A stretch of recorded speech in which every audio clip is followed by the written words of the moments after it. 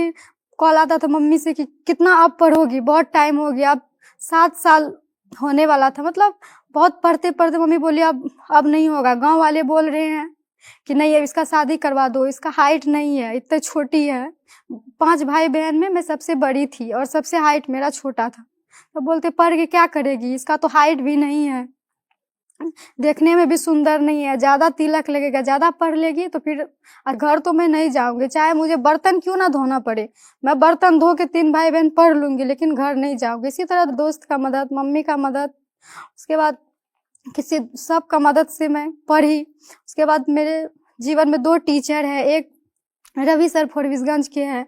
जब मुझे कोचिंग का ज़रूरत पड़ा तो मेरे पास पैसा नहीं था जो मैं ट्यूशन जाती, तो सूरज भैया मुझे कोचिंग लेके गए। तभी 6 बज रहा था, 6 से 8 का बैच चलता था रेलवे प्रैक्टिस का। तो मैं जब कोचिंग गई तो सर बोलते हैं ये बच्ची कौन आ गई है? तो बोले सर हम, बोले किसके साथ आई हो तुम? हम बोले सर वो भैया के साथ आए। बोले क्या करना है, क्या ज़रूरत है तुमको? बोले सर मैं रेलवे की तैयारी करना चाहती हूँ, मेरा एग्ज़ाम है। तो बोला अच्छा तुम पढ़ोगी? हम बोले जी सर। तो फिर उसको लगा ये बच्ची क्या पढ़ेगी, इसको क्या आता होगा।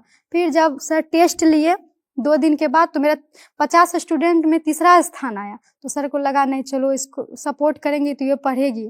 अब वो तो प्रैक्टिस सेट का बैच था, मुझे बेसिक बैच में जाना था। अब मेरे पास पैसा नहीं था तो मैं बोली कि अब मैं कैसे पढूँ? तो कामिनी बोली दीदी आप जाइए, सर को सारा प्रॉब्लम बताइएगा, सर फिर मान जाएंगे कि चलो पैसा नहीं भी है तो मैनेज कर हो जाएगा। तो फिर मैं सर के पास गई, 2 दिन पढ़ी, मात्र 300 फीस लेते थे, लेकिन बोले सर मेरे पास पैसा नहीं है, मैं कहाँ से आपको दूँ, अगर आप फ्री में पढ़ाना चाहते हो तो पढ़ा दो, नहीं तो मेरे पास पैसा नहीं है। तो सर बोला अच्छा ठीक है आप पढ़िए। तो 3 भाई बहन को वो सर फ्री में 3 साल तक पढ़ाए।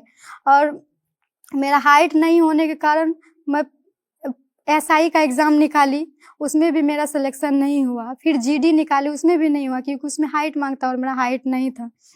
इसी तरह बहुत असफलता हाथ लगी। सर